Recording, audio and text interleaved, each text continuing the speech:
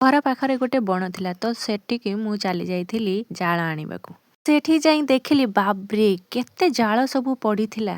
मु तो डेरी न करी संगे संगे से गुड़े को गोटे आनिथिली।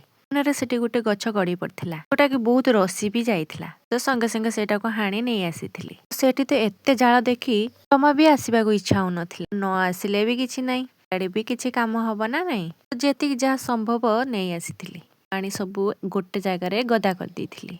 तापर चली जाइथिली गाधोइबाकू। सारी करि देइथिली ठाकुरंक दर्शन। तापर खाई देइथिली पखाळ।